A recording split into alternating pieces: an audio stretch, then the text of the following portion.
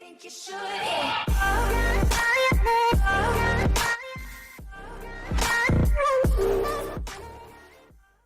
What is going on, guys? This is Fire Trader from firetrading.org, and I wanted to go over our morning notes with you guys and show you guys some of the trades that we took today.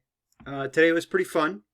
Yeah, it was actually a little bit of a slow morning. You know, there wasn't a whole lot of stuff that was gapping and moving on volume this morning, so I had to be a little selective. And you know, the stocks that we selected, I think were pretty good. Anyways, we'll jump into it here. So the first one on our list was SAVA. They were gapping up this morning because an insider purchased a pretty significant amount of shares. So when a higher up like that purchases large amounts of its own company, of his or her own company, you know, it kind of brings in a sense of trust to the stock, to investors, showing them that he believes in their company or she believes in their company, right? So that's why I was gapping up this morning. I thought it was going to sell off a little bit. I was kind of looking for the short. We actually didn't end up getting the short on it. It kind of popped and just kind of kept going. It kind of popped up and grinded out. But what I was looking for was a pop there. If this held out of the open underneath 950, then grab it short, fade it off back down to 8 and under, and be done with it. But I also said right here, if it pops through 950 and it holds, let it squeeze up to this 1025, 1050, and then we can watch for the short. I'll show you guys how it played out here. I personally did not trade this one this morning because we never really got that weakness. It never really showed the weakness, so I just kind of stayed away from it.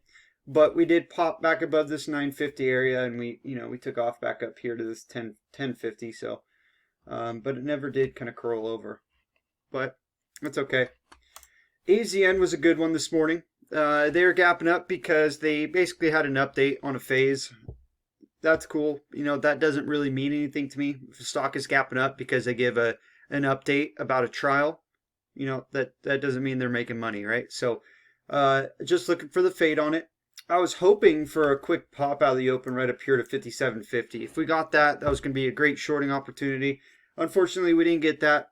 But, you know, I said right here, if it starts showing any sort of weakness, grab it short, slam it back down to 56 and under, and be done with it. And it was a great trade this morning. I'll show you guys how we traded it, how it played out. So, let's see here. So, started showing that weakness out of the open there. And I'll show you guys where we took it. We took it right here. It put in a little micro bear flag right there. Kind of came down. It showed us the first initial move, which is downside move. Popped back up, put in this nice little uptrend, broke that uptrend, and that was the short. And we took it on down. 56 was our target. And bam, we hit 55.97, 59.96. Yeah, beautiful trade. Let's see. Beyond was the trade of the day today. I don't know if you guys saw, but I posted. Usually every day I'll post one of our notes on Twitter, just, you know, give you guys a trade. And today, Beyond was the trade of the day. So I was hoping, typically if a stock is gapping up or gapping down because of an upgrade or downgrade, usually it likes to fill its gap. So if it's gapping up because of an upgrade, look for the short, back down, gap fill it, and then, you know, look for the long after that. But if it's gapping down because of a downgrade, it usually likes to push, and then you can top it off and short it. Or, you know, if it's gapping down because of a downgrade and it pulls out of the open, then it's a good long opportunity, good buying opportunity. So Beyond was gapping down this morning because JP Morgan downgraded it, gave it a 122 price target, I believe it was. And I was hoping, I said I would love to see a flush out of the open of 146 and under. Then that would be a great buying opportunity. But if we get a quick pop out of the open, you can grab it long for a quick pop up to 154 and then top it off and short it for a choppy fade. And I'll show you guys. I didn't trade it out of the open I didn't chase it for the quick long, but we grabbed it short here. I'll show you guys where. So we got that quick pop right up here, 53.45, and that was it. You know, once we started seeing those topping candles form, I mean, look at those candles. You know, that's a pretty defined topping right there. Wick, wick, wick. Look at all these upper wicks. There's a wick, wick, wick, wick, wick, wick, wick, wick, wick, wick, wick. See all those wicks? That's a pretty defined topping signal. So from there, grab it short, fade it off for a nice choppy fade back down. Bam. We actually hit our 146 target, and then we actually bounced off of that. But yeah, beautiful trade. Let's see. Tesla was gapping up because of an upgrade this morning from Piper. So same thing with an upgrade, like I was just explaining to you guys. If we are gapping up because of an upgrade, we typically like to fill its gap. So either we're going to pull out of the open, then we can look for the long, or look for the push and then short it. So Netflix here, if we got a push out of the open to 455, top it off, short it back down to 440 and under, and then go long. So we didn't quite get 455 on it. But once we saw the topping right there, you know, same thing as beyond wick. Look at those wicks. That's pretty defined topping. So we got popped up here, 451, 452, and shorted it back down, 440 and under. I actually got the initial bam, and then it kind of rolled over and went lower. But then, you know, once the bottom set in, it was a nice long. I didn't trade this one this morning. I know quite a few traders that did actually though. Shop, I traded this one. So Shop, we recently had an offering on Shop. It was I think it was 1 million shares at 9,900 a couple days ago. So I was actually looking for a nice push on it today.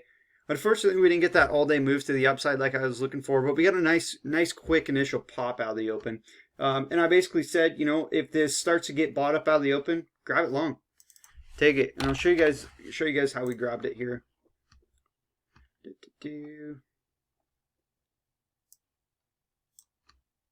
So where I took it was just, you know, it was kind of like the opposite of AZN. It showed us the direction it wanted to go, pulled back, put in a nice little flag, bam, took it off the downtrend break. We took it on up. We had a little resistance level right here at 906. At 906, right about there. We took off a piece right there. No, I'm sorry, we didn't take a piece. We took a piece off right here when it broke. And then once it broke above it and it held above it, we put our stops right here at 899. Came back down, stops us out the rest. But, you know, it was a beautiful 20-point trade. Yeah. Yeah, anyways, guys. Yeah, those were our notes for this morning. If you guys are interested, if you guys want to come trade with us on Monday, more than welcome. These notes are posted every morning, 45 minutes before the market opens. Every day, these notes are posted about 15, 20 minutes before the market opens. I hop on mic, screen share. I like to discuss them. I go into really, really good detail about why I think it's going to do what it's going to do and whatnot. You know, and then I'm on live screen share and audio the first, couple hours of the day, trade live in front of everybody. I call out, entries, exits, stops, basically just everything that I'm doing. Yeah. And, every day I'll come back on, do a little educational lesson and yeah. But here's a good trade example if you guys want to watch this video here. But you guys can check us out, free for a day, $129 for the day trading chat room or $59 for the swing trading chat room. And the day trading chat room does include the swing trading chat room, but the swing trading chat room does not include the day trading chat room. Anyways, guys, thanks for watching and hope you have a great weekend.